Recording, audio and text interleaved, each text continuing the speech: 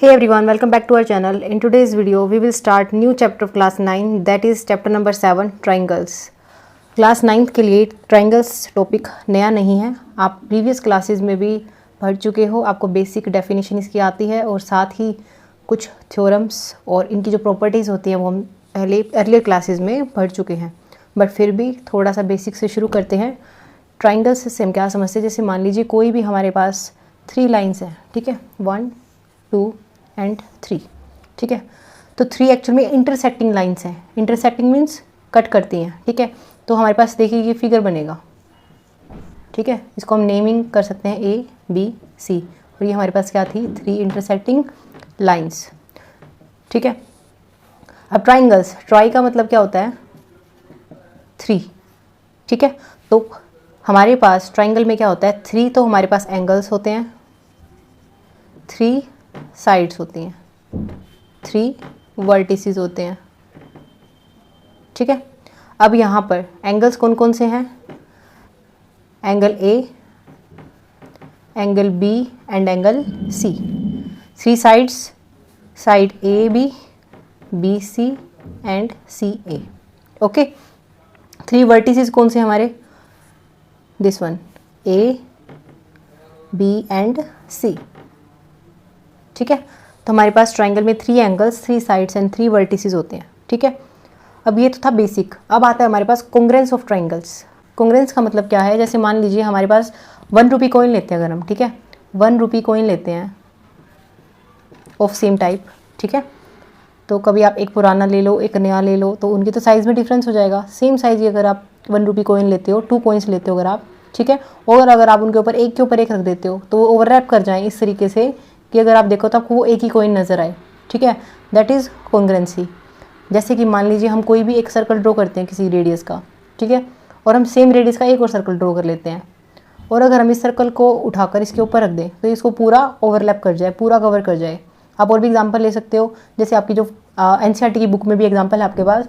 मान लीजिए आपके पास कोई भी एक आपकी फ़ोटोग्राफ है, ठीक है, तो आप वैसे सेम 2 फोटोग्राफ ले सकते हो, और अगर आप उनको एक के ऊपर एक रखो तो आपस में ओवरलैप कर जाएं, ठीक है, वो एक ही नज़र आए। इस तरीके से आप वेरियस एग्जांपल्स ले सकते हो, डिफरेंट शेप के एग्जांपल भी ले सकते हो कि जो बिल्कुल आइडेंटिकल हो, सेम हो, उनको हम क्या कहते हैं, कॉन्ग्रुएंट। अब बात आती है ट्राइंगल की कॉन्ग्रुएंसी की, ठीक है। तो 2 ट्राइंगल्स को हम कॉन्ग्रुएंट कब कहेंगे, तब वो बिल्कुल आइडेंटिकल हो तभी कह पाएंगे, ठीक है। क्योंकि हमने क्या कहा है कि जो भी शेप हो, अगर वो आपस में सेम है, दोनों आइडेंटिकल हैं या आप ओवरलैप कर जाती हैं एक दूसरे को, देन हम उनको क्या कहते हैं, कॉन्ग्रुएंट। बट देखिए इसकी नीड क्या पड़ी हमें कॉन्ग्रुएंसी की।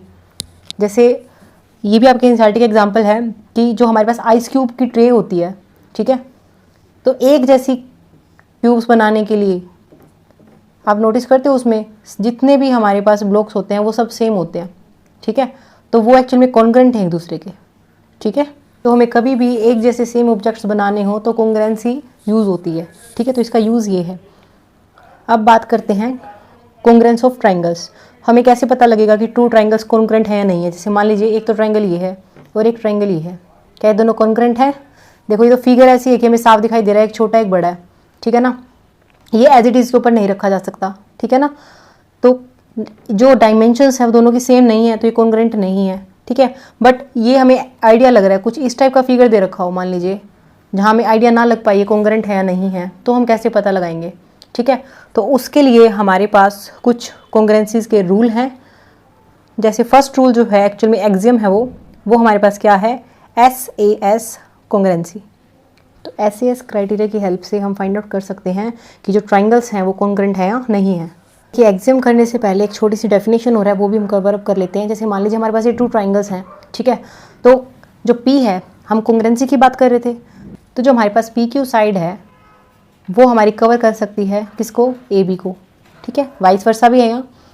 ऐसे ही जो QR साइड है वो कवर करेगी किसको, BC को, एंड PR जो साइड है हमारी वो कवर करेगी AC को, ठीक है। अगर ये आपस में हम ओवरलैप करा दें तो ये साइड इस साइड के ऊपर आनी चाहिए, ठीक है। PR साइड जो है वो AC पर आनी चाहिए और ऐसे QR जो साइड है वो BC पर आनी चाहिए, ठीक है।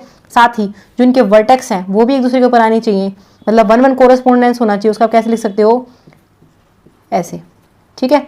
ऐसे B और क्यू को ऐसे हम लिख सकते हैं, सिमिलरली सी और आर को हम ऐसे लिख सकते हैं।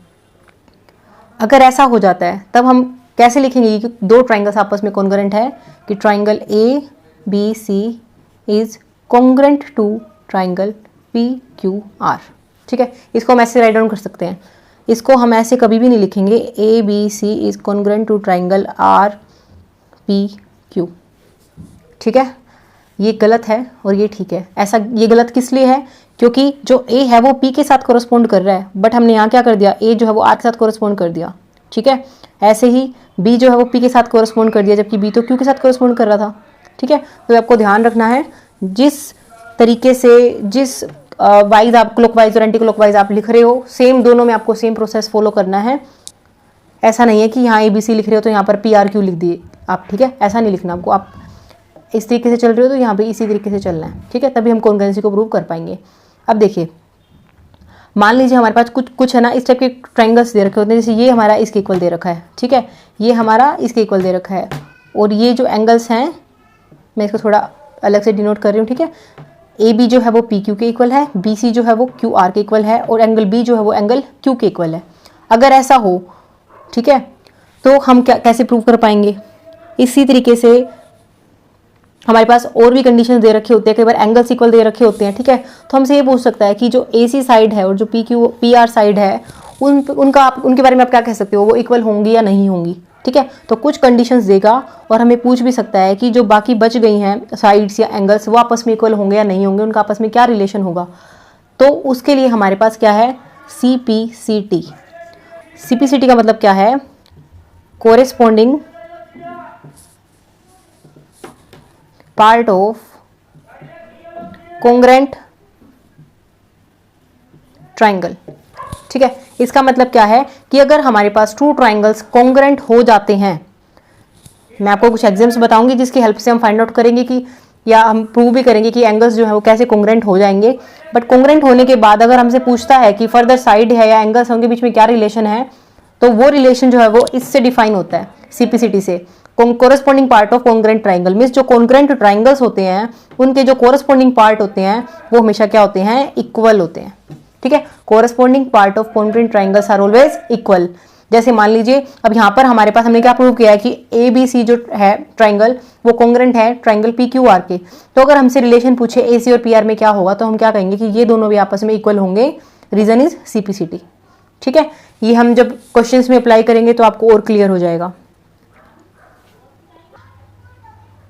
देखिए S A S congruence rule क्या है, S means side, A means angle, again S means side, side angle side congruence rule. जैसे मान लीजिए हम इसको एग्जांपल की हेल्प से समझते हैं। जैसे हमारे पास ये टू ट्राइंगल्स हैं, ठीक है, अब इन टू ट्राइंगल्स में हम इनको नेमिंग करते हैं A B C P Q and R. ठीक है, अब देखिए ए बी जो है मान लीजिए हमारे पास 2 सेंटीमीटर गिवन है, एस सी पी क्यू जो है वो भी 2 सेंटीमीटर गिवन है, बी सी जो साइड है मान लीजिए वो है हमारे पास 4 centimetre and also Q R 4 centimetre, और ये जो एंगल है एंगल बी और एंगल जो क्यू है ये मान लीजिए हमारे पास है एक 50 डिग्री का एंगल है। ओके, ये हमने जूम किया है। ठीक है, तो ये टू ट्राइंगल्स ले लिए हमने जिसकी जो साइड्स है कोरस्पॉन्डिंग वो इक्वल है और एक जो एंगल है वो भी इक्वल है।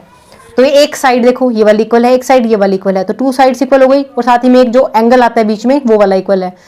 तो अगर इस टाइप का हमारे पास कुछ फिगर बन रहा हो तो उसको हम कहते हैं कि वो कॉन्ग्रुएंट हो जाते हैं आपस में, किस रूल से, साइड एंगल साइड रूल से। ठीक है, side angle and side rule से। तो कॉन्ग्रुएंट होने से मैंने आपको भी बताया, अगर ये टू ट्राइंगल्स कॉन्ग्रुएंट हो जाते हैं विच मीन्स जो हमारी साइड जो बच गई कौन सी, ए सी और पी आर, तो ये दोनों भी आपस में इक्वल हो जाएंगी बाय सीपीसीटी रूल।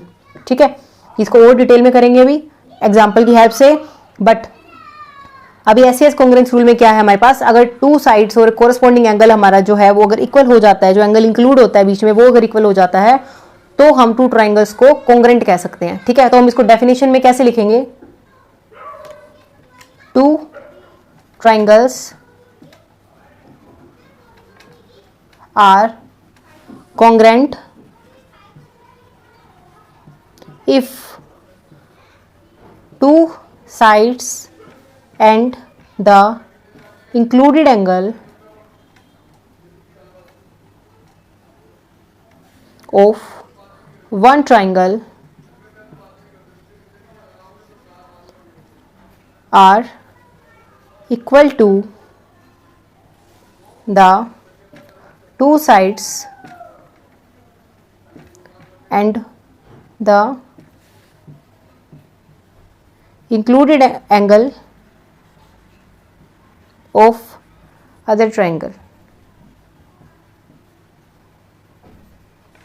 ठीक है, यही मैंने आपको भी फिगर से समझाया कि टू ट्राइंगल्स उनको आप कंग्रेंट कब कहोगे, अगर two sides and the included angle of one triangle are equal to the two sides and included angle of the other triangle. अगर ये वाला जो है हमारी टू साइड्स, एक ट्राइंगल की टू साइड्स और एक इंक्लूडेड एंगल अगर हमारे सेकंड ट्राइंगल्स की टू साइड्स और इंक्लूडेड एंगल के इक्वल हो जाता है, एक्चुअली में वो कोरस्पॉन्डिंग साइड्स होती हैं, तो हम क्या कहते हैं उनको, कॉन्ग्रेंट ट्राइंगल्स। ठीक है, आई होप आपको आज का वीडियो समझ आ गया होगा। Stay tuned for more videos. Happy learning.